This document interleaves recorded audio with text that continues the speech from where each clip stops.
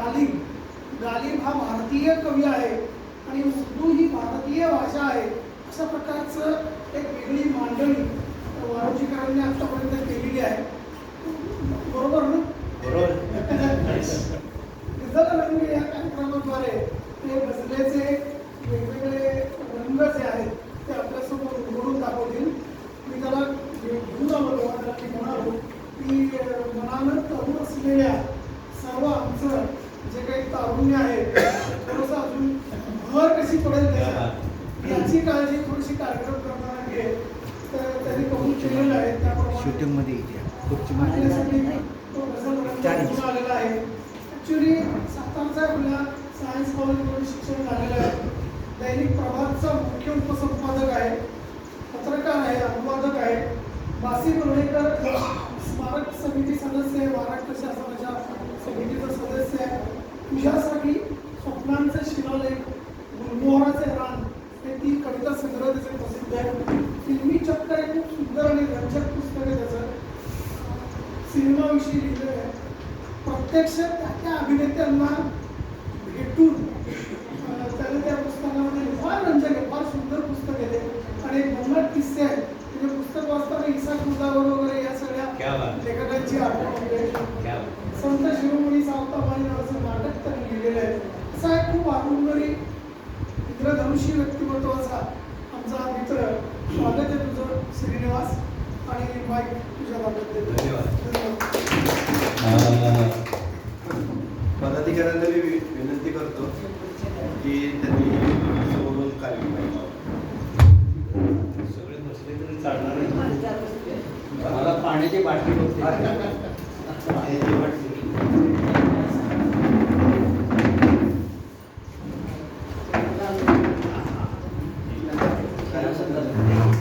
शेवटपर्यंतचे लोक मला दिसतील यासाठी. यस, आवाज येतोय माझा?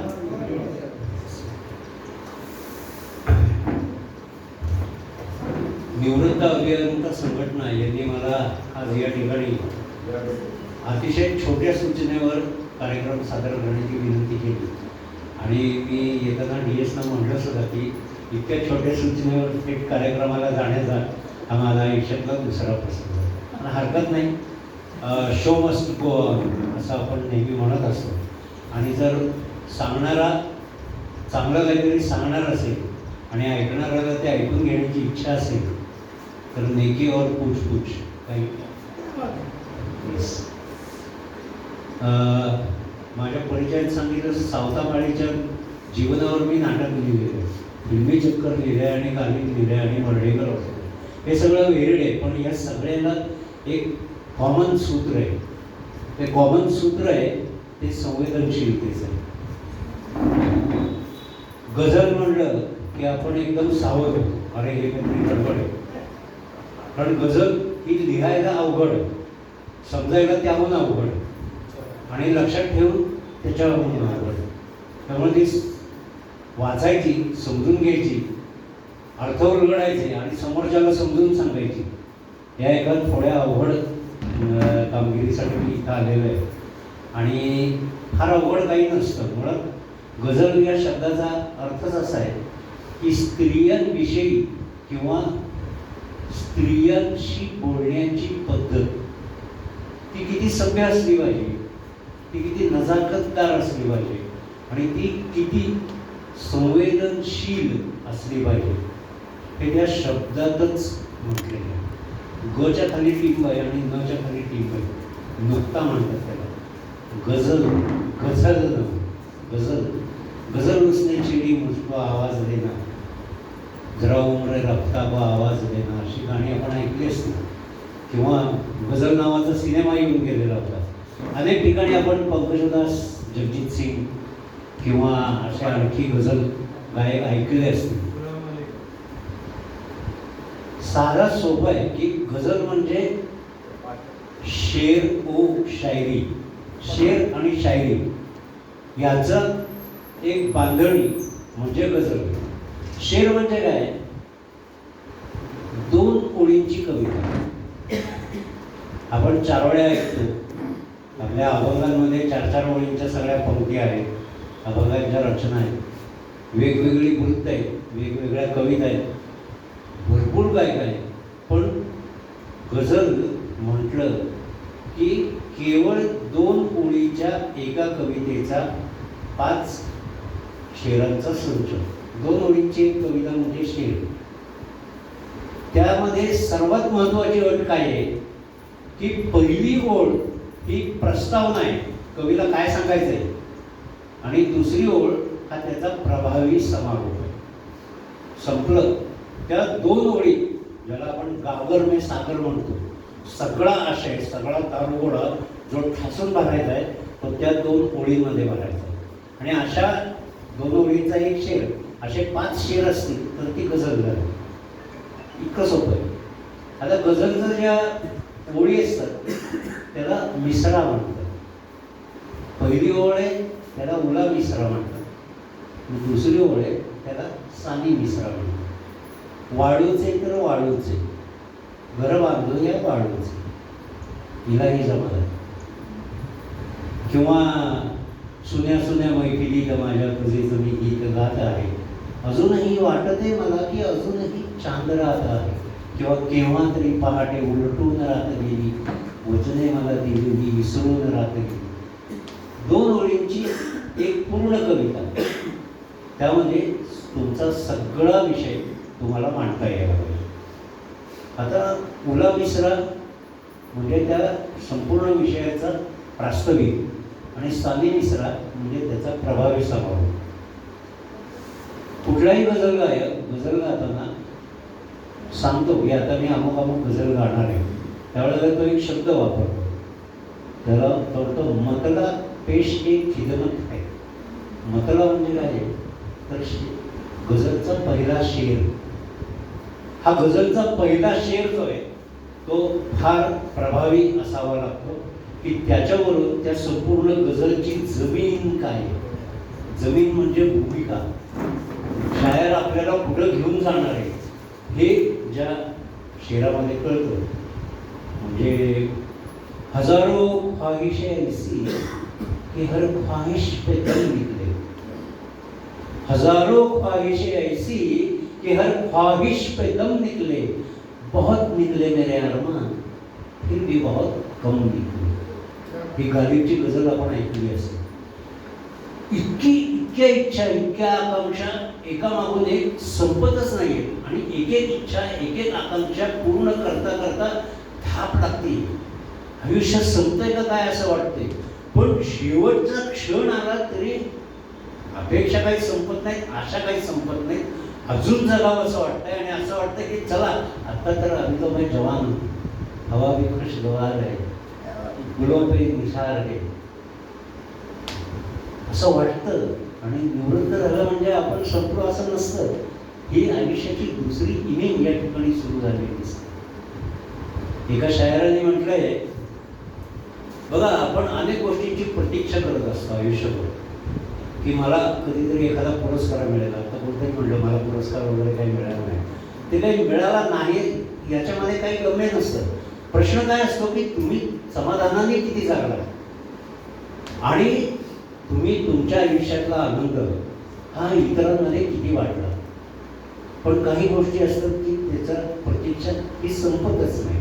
आपल्या प्रिय व्यक्तीची संपत नाही, एखाद्या पुरस्काराची संपत नाही. आपल्या अनेकांना इच्छा असते माझं एक तरी पुस्तक प्रकाशित व्हावं, एकदा तरी मी टी व्हीवर झळकावं, एकदा तरी मी आकाशवाणीवर कविता सादर करावी. अनेक इच्छा असतात. हजारो ख्वाहिशें ऐसी कि हर ख्वाहिश पे दम निकले, बहुत निकले मेरे अरमान फिर भी बहुत कम निकले. अजून चालूच आहे, तो लढा चालूच असतो. उम्र दराज से मांग के लाए थे 4 दिन. दाद अगदी मोकळेपणाने द्यायचे, काही गंभीर मी काही तत्वज्ञान सांगत नाही, निर्धास्तपणे दिल खुलास दाद द्यायचे. मराठी माणसं दाद द्यायला कमी पडतात असं म्हणतात, पण माझा याच्यावर विश्वास नाही. छप्पर उडून जाईल एवढी दाद गझलला ती मिळत असते आणि ती तुम्ही द्याल याची मला गॅरंटी आहे. उम्र दराज से मांग के लाए थे 4 दिन. उम्र दराज म्हणजे आयुष्याकडून. आयुष्य माझं किती घेऊन आलं आपण म्हणतो 4 दिन की जिंदगी है. उम्र दराज से मांग के लाए थे 4 दिन, 2 आरज़ू में कट गए 2 इंतजार में. इंतजार संपतच नाहीये. आता इंतजार कोणाचा करायचा? प्रिय व्यक्तीचा वाट पाहणं आपल्या तारुण्यात आपण अनुभवलं असेल. कोणाची लव्ह मॅरेजेस असतील, कोणाची ब्रेकअप झालेली असतील, कोणाचं काय असेल, की त्या खापल्या काढू इच्छित नाही. आने में सदा देर लगाते रहे तुम, आने में सदा देर लगाते रहे तुम, जाते रहे हम जान से, आते ही रहे तुम. जीव जायची वेळ आली. तास नाही, दिवस नाही, महिने नाही, वर्ष नाही, जीव जायची वेळ आली. अभी तक नहीं आ रहा है. ये क्या माजरा है? आने में सदा देर लगाते रहे तुम, जाते रहे हम जान से, आते ही रहे तुम. हा इंतजार असा फार जीव घेणं असतो. आणि गालिब असं म्हणतो की ये नदी हमारी किस्मत के विसाले यार होता. विसाले यार म्हणजे प्रिय व्यक्तीचे मिलन, गाठ पडणं. ये न थी हमारी किस्मत के विसाले यार होता, और अगर जीते रहते और इंतजार. म्हणजे हे वाट बघायची बघायची बघायची बघायची, किती बघायची. और अगर जीते रहते और इंतजार होता, म्हणजे काही मिलन होणारच नाहीये का, भेट होणारच नाही का, गाठभेट पडणारच नाही का, मग वाट तरी कशाला बघायची. तेरे वादे पर जिए थे हम तो, ये जान छूट जाना. तू म्हणलीस मी येणार आहे, आम्ही त्याच्यावर विश्वास ठेवला आणि वाट बघत बसतो. खुशी से मर न जाते अगर एतबार होता. खरंच विश्वास ठेवला असता तर आनंदाने तिथंच मेलो असतो. हा इतका जीव घेणा इंतजार आहे, का जीव घेणा इंतजार आहे. कोई मेरे दिल से पूछे तेरे तीरे निमकश. तीरे निमकश म्हणजे धनुष्यावरती पोचलेला, अर्धवट पोचलेला बाण आहे. आता साधी गोष्ट बघा, प्रेयसीच्या डोळ्यांना, भुवयांना धनुष्याची उपमा दिली जाते. अनेक कवीने दिली, त्यात चूक काही नाही. आपण मराठीमध्ये अनेकदा वाक बाण असं म्हणतो. वाक बाण का म्हणतो? वाक म्हणजे वाणी आणि बाण म्हणजे बाहेर पडणारा शब्द. मला हा अनेक वर्ष प्रश्न पडलेला होता की याला वाक बाण का म्हणतो. तर ते बाण, वाक बाण, ते शब्द जिथून बाहेर पडतात त्या ओठांना धनुष्याचा आकार आहे, म्हणून ते वाक बाण. म्हणजे आपण म्हणतो की शिक्षकांनी पट्टी मारून झालेल्या जखमा असतील त्या लवकर बऱ्या होतील, पण वाकबाणाने झालेल्या जखमा भरून येत नाही. ते वाकबाण काय तर ते ओठांमधून बाहेर पडतात आणि ओठांचा आकार धनुष्याचा आहे. कोई मेरे दिल से पूछे तेरे तीर निमकश को, ये ख्रिश कहाँ से होती जो जिगर के पार होता. ही वेदना, ही प्रतीक्षेची घडी, ही केव्हा संपणार? ही संपतच नाही. कहूँ किससे मैं ये क्या है, शबेगम बुरी बला है. म्हणून सांगू, शबेगम म्हणजे पहाड झाली, वाट बघतोय रात्रभर, पहाड झाली. म्हणजे ते चांद फिर निकला फिर भी तुम ना आहे काहीतरी गाणं आहे मोहम्मद रफीचं, तसंच काहीतरी झालेलं आहे. मुझे क्या बुरा था मरना अगर एक बार होता. रोज मरतोय, रोज वाट बघतोय, येतच नाहीये. हे होता होता कवीचं एक दिवशी खरोखर परवरदिगारच्या भेटीला तो निघून गेला. इंतजार, बस इंतजार. त्याची अंत्ययात्रा तिच्या गल्लीमधून निघालेली आहे. चित्र बघा काय आहे. आणि ती म्हणते आपण बघतो ना, अरे कोण गेलं, कोणाला घेऊन चाललंय वगैरे, म्हणून आपण गॅलरीत येतो, बघतो आपण. जनाजा रोक कर मेरा वो इस अंदाज से बोले, जनाजा रोक कर मेरा वो इस अंदाज से बोले, गली हमने कही थी तुम तो दुनिया छोड़ जा. गल्लीत फिरको नको म्हणलं तर दुनिया सोडून चालला. आता कब्रस्तानच्या दिशेने कवीची अंत्ययात्रा चाललेली. आपण माऊलीला जाताना सुद्धा खांदा देतो आणि खांदा देताना अनेक जण खांदे बदलत राहतात. आता कवी त्या जनाजावरती पहुडलेला आहे आणि तो बघतोय ही कब्रस्तानकडे आपण निघालोय आणि विचार करतोय तो, उम्र भर के साथ की बात कहाँ, उम्र भर के साथ की बात कहाँ, उम्र भर के साथ की बात कहाँ, लोग तो जनाजे को भी कंधे बदलते रहते हैं. किती भीषण आहे. म्हणजे संवेदनशीलता, मी जे सुरुवातीला म्हटलं की संवेदनशीलता हा किती कॉमन गोष्ट आहे. आता झालंय काय, ती जनाजा पोचला कब्रस्तानमध्ये, खड्डा खणलेला आहे, त्याच्यामध्ये कवीला ठेवलंय, वरून लोकांनी माती टाकली आहे. खाक में मिल गया म्हणतात ना, ते खाक में मिल गया. सगळे जण तिथं फुलं वाहून वगैरे सगळे निघून गेले. आता कवी म्हणतोय, अब इस मकाम पे आके तुम मुझे धोखा न दो ए कब्र, अब इस मकाम पे आके तुम मुझे धोखा न दो ए कब्र, मैंने भी तो जान दे के पाया है तुझे, मैंने भी तो जान दे के पाया है. ही संवेदनशीलता, 2 ओळींचा शेर. आणि मी मगाशी म्हटलं तसं पहिल्या ओळीत प्रस्ताव तर दुसऱ्या ओळीत प्रभावी समारोह. हे काय, गझल 2 प्रकारात लिहिली जाते, छोटी बहर आणि लंबी बहर. छोटी बहर म्हणजे वाळूचे तर वाळूचे, इलाईच्या पदार्थाचा मी शेर सांगितला, वाळूचे तर वाळूचे, घर बांधूया वाळूचे. लंबी बहर म्हणजे लांब लचक शेर. सुन्या सुन्या मैफिलीत माझ्या तुझेच मी गीत गात आहे, अजूनही वाटते मला की अजूनही चांद रात है. ए मेरे हमनशी चल कहीं और चल, इस चमन में अब अपना गुजारा नहीं. म्हणतोय, अरे मित्राला मैत्रिणीला जे कोण असेल, ए मेरे हमनशी चल कहीं और चल, आपण कुठेतरी दूर निघून जाऊ. इस चमन में अब अपना गुजारा नहीं. का बात होती गुलों की तो सह लेते हम. फुलांचीच गोष्ट असती तर आम्ही सहन केली असती, पण हे नवीन लोक म्हणतायत, अब तो कांटों पे भी हक तुम्हारा नहीं. है मेरे हमनशी चल कहीं और चल, इस चमन में अब अपना गुजारा नहीं. बात होती गुलों की तो सह लेते हम, मगर अब तो कांटों पे भी हक हमारा नहीं. हे काय आहे.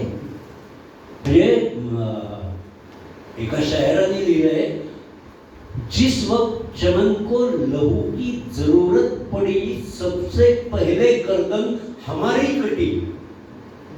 स्वातंत्र्य संग्रामाशी रिलेटेड आहे, क्रांतिकारकांची कनेक्ट तुम्ही या शेरातनं होऊ शकता.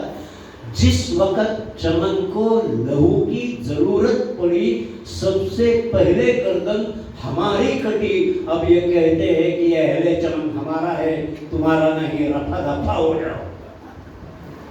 हे काय, ही संवेदनशीलता, हे दुःख, ही वेदना, हे सगळं या शायरी.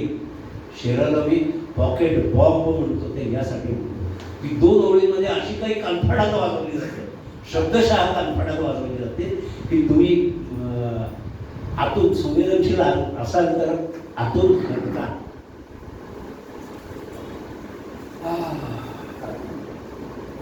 गालिबची एक फार छान गझल आहे. एकच याच्यामध्ये अवघड शब्द आहे, तो मी आलो की सांगेन. कोई उम्मीद बर नहीं आती, कोई सूरत नजर नहीं आती. हे प्रत्येकाचं दुःख असू शकतं. कोई उम्मीद म्हणजे आता काही आशा राहिलेली नाही आयुष्यामध्ये की आता काहीतरी चांगलं घडेल. दरवेळेला आपलं काही ना काहीतरी मनासारखं घडतच नाहीये, हवं ते माणूस भेटतच नाहीये, असं काही ना काहीतरी घडत राहतं. कोई उम्मीद पर नहीं आती, कोई सूरत नजर नहीं आती. मौत का एक दिन मुअय्यन है. मुअय्यन म्हणजे ठरलेला आहे, डिसाइडेड आहे. मौत का एक दिन मुअय्यन है, नींद क्यों रात भर. कोई उम्मीद पर नहीं आती, कोई सूरत नजर नहीं आती. मौत का एक दिन मुअय्यन है, नींद क्यों रात भर नहीं आती. आगे आती थी हाले दिल पे हंसी, अब किसी बात पर नहीं आती. आगे म्हणजे पूर्वी, आगे आती थी हाले दिल पे हंसी, अब किसी बात पर नहीं आती। हम वहाँ हैं जहाँ से हमको भी कुछ हमारी खबर नहीं आती। हम वहाँ हैं जहाँ से हमको भी कुछ हमारी खबर नहीं आती। हा किती स्वतःला विसरलाय। जो एका शायराने असं म्हणले, जब किसी ने तुम्हारा नाम लिया न जाने क्यों मुझे मेरी याद आ गई। जब किसी ने तुम्हारा नाम लिया न जाने क्यों मुझे मेरी याद आ गई. म्हणजे एक काळ माझं नाव तुझ्या नावाशी जोडलेलं होतं, तुझं नाव कानावर पडलं त्यावेळेस मला आठवलं की अरे मी जिवंत आहे पण बहुतेक. आगे आती थी हाले दिल पे हंसी, अब किसी बात पर नहीं आती. हम वहाँ हैं जहाँ से हमको भी कुछ हमारी खबर नहीं आती. मरते हैं आरज़ू में मरने की, मौत आती है पर नहीं आती. काबा किस मुंह से जाओगे गालिब, काबा किस मुंह से जाओगे गालिब, शर्म तुझको नजर नहीं आती. आता गालिबने स्वतःविषयी हे काम म्हटलंय, त्याची बॅकग्राऊंड थोडक्यात सांगतो. गालिब हा पर्शियन वंशाचा उर्दू भाषेतला कवी. त्याचा जन्म आग्र्याचा, त्याचं आयुष्य गेलं दिल्लीमध्ये आणि फारसीमध्ये त्यांनी 16,000 कविता लिहिल्या. त्याच्यामधल्या 256 कविता गझल स्वरूपात त्यांनी उर्दूमध्ये आणल्या. स्वातंत्र्य संग्रामाच्या काळामध्ये मिर्झा गालिब हा भारताचं भूषण, ज्याला आज आपण भारतरत्न वगैरे म्हणू, त्या टाईपमधला होता. गालिबची गझल ऐकण्यासाठी अफगाणिस्तानपासून श्रीलंकेपर्यंत लोक प्रवास करत दिल्लीला किंवा आग्र्याला यायचे आणि गालिब ज्या मुशायऱ्यात गझल सादर करणार होते त्या मुशायऱ्याला ते हजेरी लावायचे. अनेक संस्थानिक त्या काळामध्ये त्यांनी गालिबची शागिर्दी पत्करलेली होती. गालिब गुरु आणि ते शिष्य हे संस्थानिक. बहादूर शाह जफर शेवटचा मुघल, त्याच्या दरबारामध्ये दरबारी कवी म्हणून गालिब अपॉइंटेड होता. गालिबला दरबारी कवी म्हणून राहण्यासाठी 64 खोल्यांची हवेली ही बहादूर शाह जफरने दिलेली होती. त्याच्याकडं 16 त्याच्या हाताखाली असलेले त्याचे सहकारी कामगार होते आणि त्याला दरबारामध्ये येता जाता बग्गीची सुविधा दिलेली होती. मी हे यासाठी सांगतोय की गालिबने कधीही धर्माचं अवडंबर माजवलं नाही. सर्व धर्म समान आहेत हे त्यांनी सांगितलं, फार लवकर सांगितलं. तो रोजे ठेवायचा नाही, तो नमाज पढायचा नाही, तो कुठलंही धार्मिक आचरण करायचं नाही. पण हिंदू मुस्लिम सिख या सगळ्या धर्मांमध्ये कॉमन गोष्टी काय आहेत हे त्याला माहिती होतं आणि ते त्याच्या शायरीमध्ये अनेक ठिकाणी प्रतिबिंबित झालेलं दिसतं. 1857च्या स्वातंत्र्य संग्रामाच्या उठावाच्या वेळेला दिल्लीहून कलकत्त्याला जाताना गालिब 3 महिने वाराणसीमध्ये अडकलेला होता. रेल्वे बंद होत्या, गाड्या बंद होत्या, जाणं शक्य नव्हतं. वाराणसीमधल्या गंगेच्या घाटांवरती गालिब रोज सकाळ संध्याकाळ फिरायचा आणि त्या 3 महिन्यामध्ये वाराणसी या विषयावर त्यांनी एक दीर्घकाव्य लिहिले आणि त्या दीर्घकाव्याचा एका ओळीतला आशय असा आहे की अखंड हिंदुस्थान हे एक मंदिर असून वाराणसी हा त्या मंदिराचा गाभारा आहे. हे गालिबनं लिहिले आणि हे गालिबनं लिहिल्यावर आपल्याला कळतं की वाराणसीचं महत्त्व काय आहे. पण गोष्टी आता एकदा त्या काळामध्ये म्हणजे 1857चा काळ लक्षात घ्या. गालिबला बहादूर शाह जफरकडून 300 रुपयाचं मासिक मानधन मेहनताना 1857 साली 300 रुपये. हे असताना गालिबचं ज्या वेळेला 73व्या वर्षी निधन झालं त्यावेळेला त्याच्यावर 50,000 रुपयांचं कर्ज होतं. म्हणजे काय मस्तीमध्ये माणूस जगला असेल आणि काय शायरीसाठी त्याने आपलं आयुष्यपणाला लावलं असेल हे प्रचंड. म्हणजे गालिबचं चरित्र त्या दृष्टिकोनातून पाहायला गेलं तर प्रचंड अभ्यासण्याचा विषय आहे. त्यांनी अनेक लोकांना पत्र लिहिली आणि त्याच्या पत्रांचा संग्रह दस्तंभो नावाने प्रसिद्ध आहे. तो सुद्धा अनुवादित आहे मराठीमध्ये. कुठं मिळाला तर अवश्य वाचायला हरकत नाही. हम तो फना हो गए उनकी आंखें देखकर गालिब. फना म्हणजे काय? विलीन होऊन जाणं.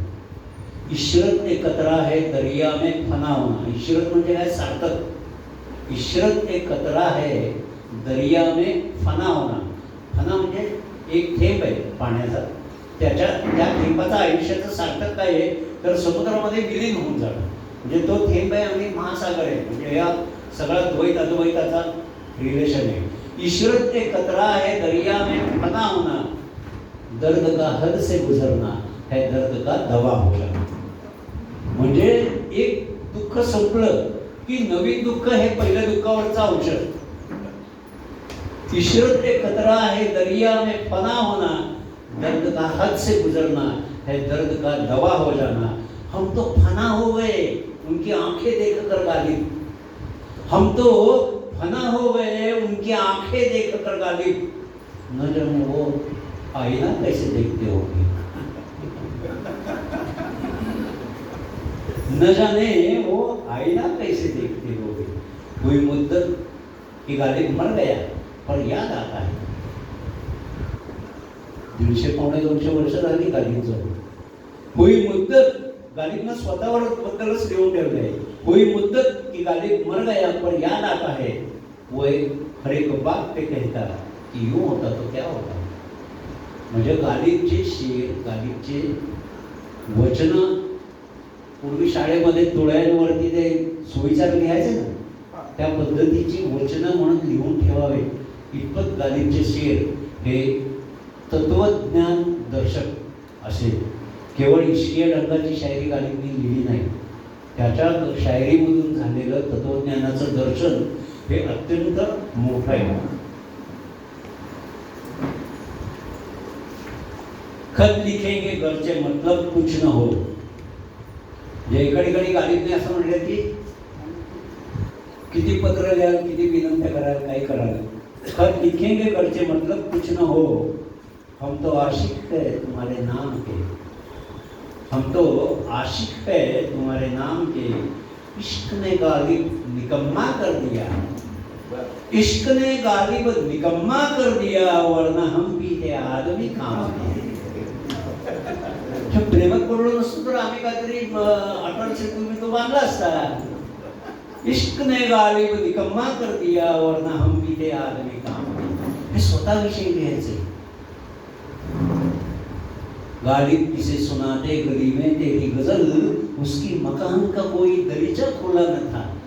कशाला दरीचा म्हणजे खिडकी, झरोका. तू गलीमध्ये गजल वाचतोय, राहतोय, जोर जोरात बोलतोय, दार बंद आहे, काय उपयोग आहे. गालिब किसे सुनाते गली में तेरी गजल, उसके मकान का कोई दरीचा खुला न था. असा गालिब. आणि अशी ही सगळी शेरो शायरी म्हणजे कर्ज की पीते थे मैं लेकिन समझते कि थे कि हाँ रंग लाएगी एक दिन हमारी फाका बस्ती. न सिताइश की तमन्ना न सीले की परवा. सिताइश म्हणजे कौतुक आणि सीला म्हणजे टीका. न सिताइश की तमन्ना, मला स्तुतीची अभिलाषा नाही, टीकेची पर्वा नाही. न सिताइश की तमन्ना न सीले की परवा, गर मेरे अशार में मानी न सही. अशार म्हणजे शेराचं अनेक वचन. जर माझ्या शेरांमध्ये काही अर्थ तुम्हाला नाही आढळला, नको आढळू दे. माझी काही कोणाकडं मी काय ज्ञानपीठसाठी अर्ज करणार नाही. न सिताइश की तमन्ना न सीले की परवा, गर मेरे अशार में मानी न सही. हे गालिबनं त्या काळामध्ये लिहून ठेवलेलं. म्हणजे हा काय जातकुळीचा शायर असेल. आता हे अशार वर्णन तुम्हाला एक छान गझल सांगतो, खूप छान. गझलचं बऱ्याचदा कसं असतं, गाणारा गात असतो, आपण समजून घ्यायचा प्रयत्न करत असतो, पण काही वेळेला गायकी त्याच्यावर आरूढ झाली की त्याच्यामधले शब्द आपल्याला उमगत नाही. त्यामुळं काही वेळेला गझल ही गद्य स्वरूपात किंवा अभिवाचन स्वरूपात जर तुम्ही ऐकली तर ते जास्त परिणामकारक ठरतं. जानिसार अख्तरची ही गझल आहे. जानिसार अख्तर हा फार मोठा उर्दूमधला शायर होऊन गेला आणि बेधडक ज्या पद्धतीने गालिबने बेधडक लिहिलं त्या पद्धतीने जानिसार अख्तर आणि बहादूरशाह जफर या दोघांनी लिहिलं. त्यातली जानिसार अख्तर ही अतिशय संवेदनशील गझल. थोडंसं पाणी पितो आणि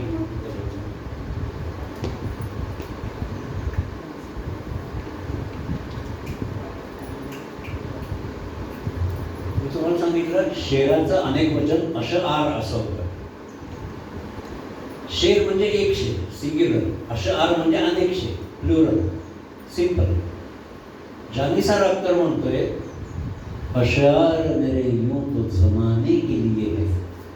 अशआर म्हणजे मी हे जे काही शेर गझल शायरी हे सगळं लिहिलं हे सगळं लोकांचं आहे.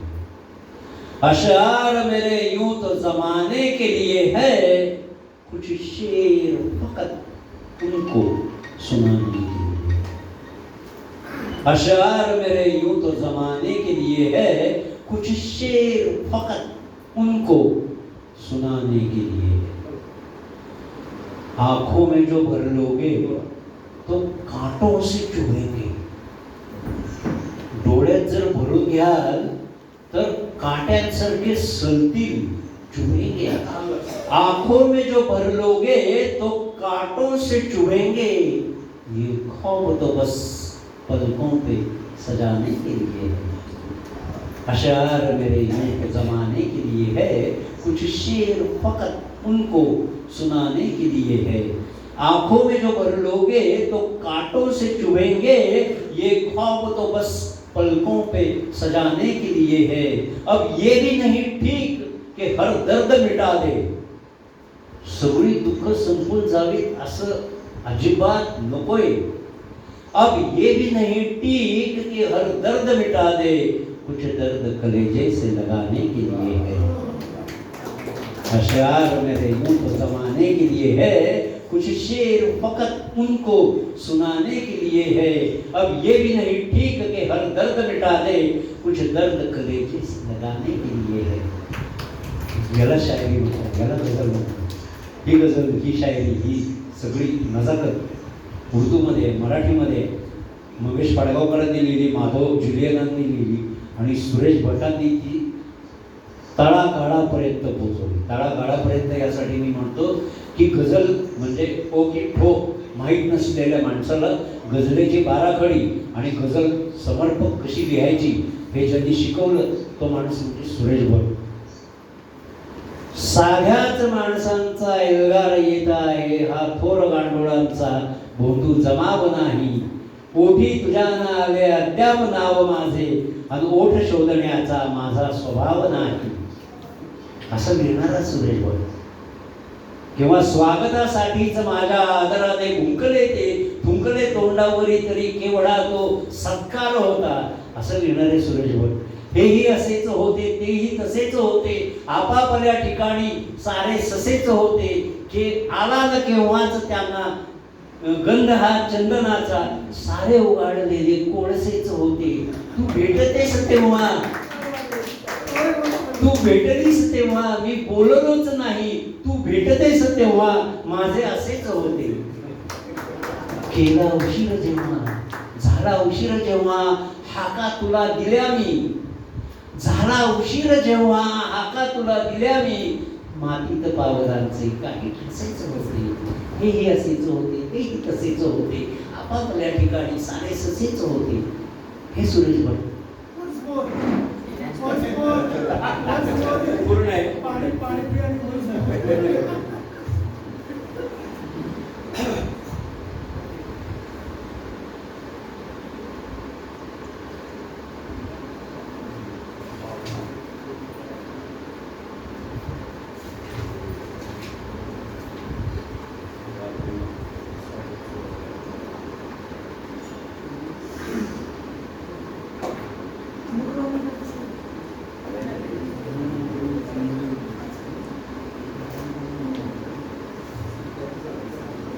हे फार छान आहे, खूपच छान आहे. खूप संवेदनशीलता आणि प्रेम आणि रोमांस आपल्या 20ला 25ला आठवायचं.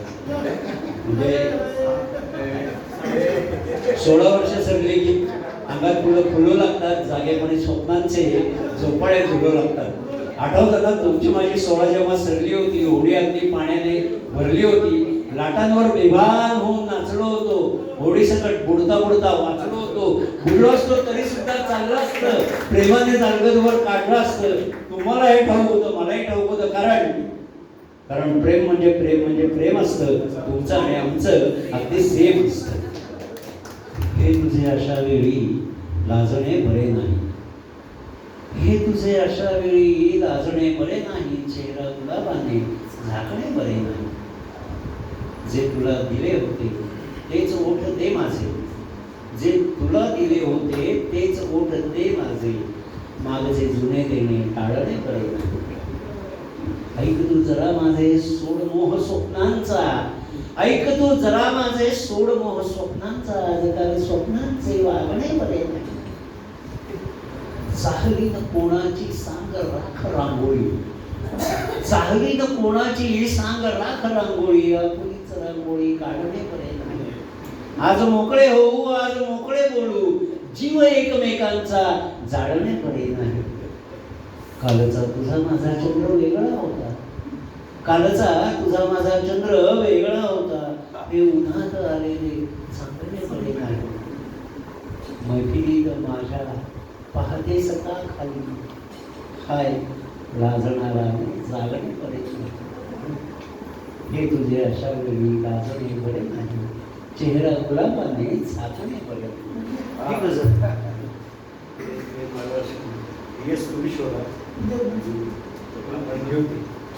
तर हे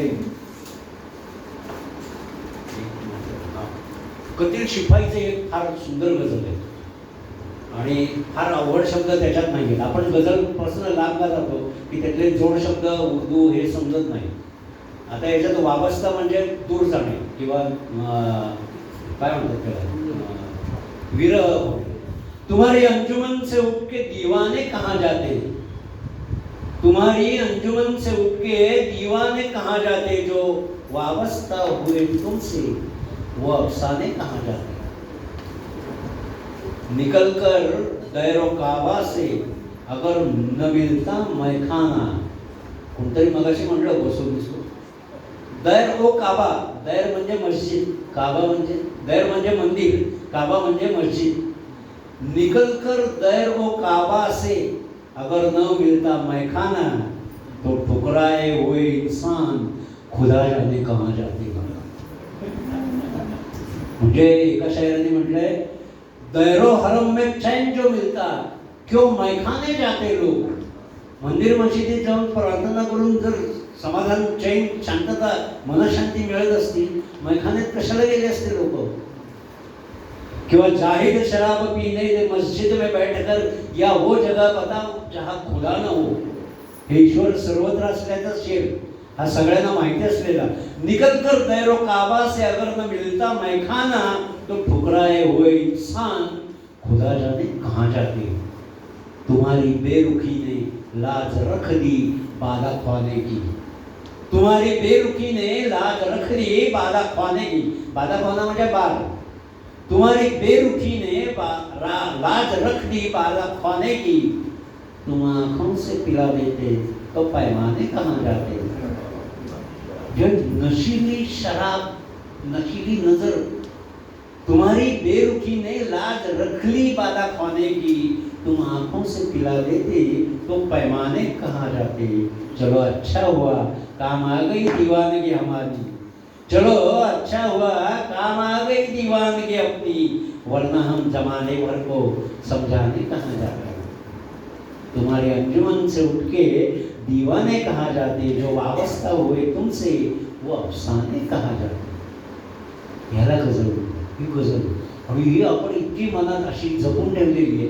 आणि सुरेश भटांच्या गझल विशेषतः आपल्याला अशा बाईच्या आवाजामध्ये या वाचायला मिळतात. आणि जितकं तुम्ही याच्यामध्ये डिटेल शोधायला जाल तितकं तुम्हाला याच्यामध्ये आपल्याला जीवनाचं तत्वज्ञान हे पाहायला मिळेल. कोई उम्मीद हम तो तका हो गए मेहरबान हो गए. हाँ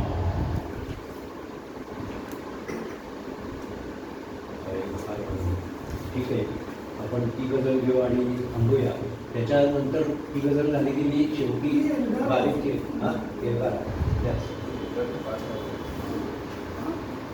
अद्यापही सूर्याला माझा सराव नाही, अद्यापही पुरेसा हा खोल घाव नाही. एल्गार या सुरेश भटांच्या गझलमधली पहिली एल्गार या शीर्षकाचीच गझल आहे. अद्यापही सूर्याला माझा सराव नाही, अद्यापही पुरेसा हा खोल घाव नाही. येथे किसून माझे काळीज बैसलोवी, आता बऱ्या बऱ्यांच्या हातात डाव नाही. हे दुःख राजवरकी ते दुःख मोरपंखी, जे जन्मजात दुःखी त्यांचा विभाव नाही. त्यांना कसे विचारू कोठे पहाट गेली, त्यांना कसे विचारू कोठे पहाट गेली. त्यांच्या पल्याड त्यांची कोठेच धाव नाही. जी काल भेटली ती वस्ती मुजोर होती, जी काल पेटली ती वस्ती मुजोर होती. गावात सज्जनांच्या आता तणाव नाही. याच्यावरती बशीर बद्रचा एक शेर आहे.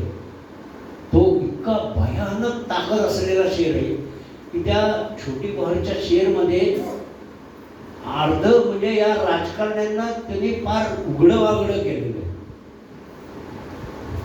बशीर बद्र म्हणतोय, लोग टूट जाते हैं एक घर बनाने में, लोग टूट जाते हैं एक घर बनाने में, तुम जरा भी तरस नहीं खाते बस्तियां चलाने में. जी काल पेटली ती वस्ती मुजोर होती, गावात सज्जनांच्या आता तणाव नाही. म्हणजे एवढं करून हे सज्जन होऊन आपल्यासमोर मतं मागायला येतात. हे काय मला कळत नाही. झाली कुठे फरारी संतप्त राजविंडे, झाले कुठे फरारी संतप्त राजविंडे. कोठेचा आसवांचा बाका बनाव नाही, गर्दीत गारद्यांच्या सामील रामशास्त्री. मेल्या विण्या म्हणायला आता उपाव नाही. जावे कुण्या ठिकाणी उद्ध्वस्त पापियांनी, बघा, जावे कुण्या ठिकाणी उद्ध्वस्त पापियांनी. संतातही घराच्या राखेस भाव नाही. साध्याच माणसांचा एल्गार येत आहे, हा थोर गांडोळांचा बोंधू जमाव नाही. ओठी तुझ्याना आले अद्याप नाव माझे, अन ओठ शोधण्याचा माझा स्वभाव नाही. सुरेश भाऊ.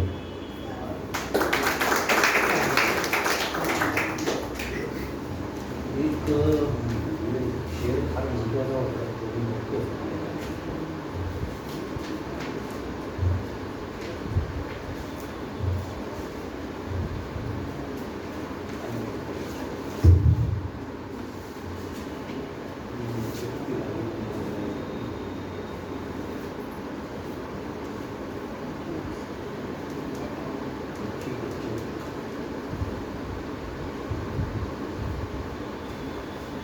आपण एखाद्यावर अंतिम संस्कार केले की तिसऱ्या दिवशी आपण सावळायला म्हणून जातो आणि ते निखारे भिजलेले नसतात, हाताला चटके बसत असतात, पण आपण काही हाडं ही शोधत असतो. हे गालिबने बघितलेलं आहे आणि वाराणसीमध्येच ते त्याने बघितलं असावं असा मला अंदाज आहे. कारण वाराणसीचं गंगाचा घाट हे 24 तास जळणारं स्मशान म्हणून ओळखलं जातं. गालिब म्हणतोय, बघा काय जबरदस्त ताकद आहे या दोन ओळींमध्ये. जल गया जिस्म, जल गया जिस्म वही दिल भी जल गया होगा. जल गया जिस्म वही दिल भी जल गया होगा. कुरेदते हो अब राख क्यों जुस्तजू क्या है. आता राग चिवडतोय, आता काय शोधतोय, संपलंय सगळं. जल गया जिस्म दिल भी वही जल गया होगा. कुरेदते हो अब राख जो क्यों जुस्तजू क्या है. हे गालिब आहे. दोन ओळी तुम्हाला एका टोकावरून दुसऱ्या टोकावर घेऊन जातात. आणि गालिबचा एक अतिशय कामयाब शेर आहे. तो शेर मी सांगतो आणि आपल्या परवानगीनं थांबतो. हा शेर मला गालिबच्या या पुस्तकामध्ये शोधायला 3 ते 3.5 वर्ष लागली, कारण तो कुठं लपलेला होता हे काही कळलेलं नाही. माणसाला आपण म्हणतो जे न देखे रवी ते देखे कवी. मगाशी आपण म्हणलं की जाहिर शराब पीने दे मस्जिद में बैठकर या वो जगह बता जहा खुदा न हो. हे सगळं जे हे बंडखोर कवीचं हे सगळं मांडण आहे. आता गालिबने अशाच मशिदीच्या घुमटांविषयी एक फार महत्त्वाचं विधान केलं. मी तो आधी शेर सांगतो आणि मग त्याचा अर्थ सांगतो. गालिब त्याच्या निधनानंतर 250 वर्षानंतर आपण आजही का ऐकतो ते अशा शेरांमुळे आणि त्याच्या या लिखाणामुळे. आपण जर लिहित असू तर आपण विचार करावा की आपल्यानंतर 25 वर्षाने आपली कविता कोणी वाचेल का. माझ्या सही म्हणजे केशवसुताने म्हटलं होतं की कविता ही आकाशाची वीज आहे, ती हातात धरू पाहणाऱ्या 100 99 जळून जातात आणि जो एक ती वीज पेलू शकतो तो ज्ञानेश्वरांसारखा काळावरती आपली कविता खोदत असतो. मस्जिद के जेर ए साया खराबात चाहिए. मस्जिद के जेर ए साया खराबात चाहिए. भो पास आँख किबला ए हजात चाहिए. मला माहिती कोणाला काही कळलं नाही, मलाही काही कळलं नाही, मलाही काही कळलं नाही. पण ज्यावेळेला मी त्याचा अर्थ शोधायचा प्रयत्न केला त्यावेळेला मला जे जाणवलं की हा गालिबने त्याच्या कारकिर्दीत लिहिलेला सर्वोत्तम शेर आहे. मस्जिद के जेर साया खराबात चाहिए म्हणजे मैखान्यावर धर्माचं नियंत्रण हवं. मैखाना म्हणजे नशा, त्यावर धर्माचं नियंत्रण हवं हे मान्य आहे. वो पास आग किबला एक हजात चाहिए. आता गालिबने काय म्हटले म्हणजे कल्पनाशक्ती किती उच्च पातळीची असू शकते त्याचं हे शेर म्हणजे उदाहरण आहे. गालिबला प्रेयसीचे डोळे, नशिले डोळे हे मैखान्याची उपमा त्यांनी दिलेली आणि त्या डोळ्यांवरचे ज्या भुवया त्या भुवयांमध्ये त्याला मशिदीचे घुमट दिसतात. म्हणजे तो म्हणतोय या अल्लाह परवरदिगार तुझी लीला किती आगाध आहे. मशिदीच्या घुमटाखाली तो मैखाने उघडलेले का तर मैखान्यांवर धर्माचं नियंत्रण हवंय. मस्जिद के जेरे साया खराबात चाहिए. भो पास आग किबला हे हजात चाहिए म्हणजे भुवईच्या घुमटाच्या नियंत्रणाखाली नशिले डोळे असतातच की. मैखान्यांवर धर्माचं नियंत्रण हवं ही धर्माची जी अपेक्षा आहे ती धर्माची अपेक्षा हे घुमटाखालचे मैखाने पूर्ण करतायत.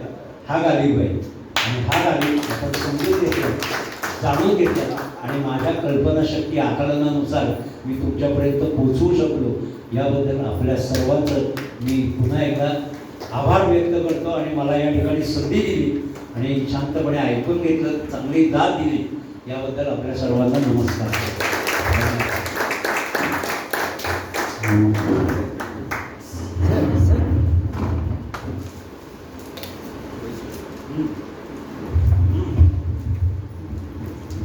गझल हा जो प्रकार आहे उर्दूतून आलेला, सुरेश भटांनी तो मराठीमध्ये आला.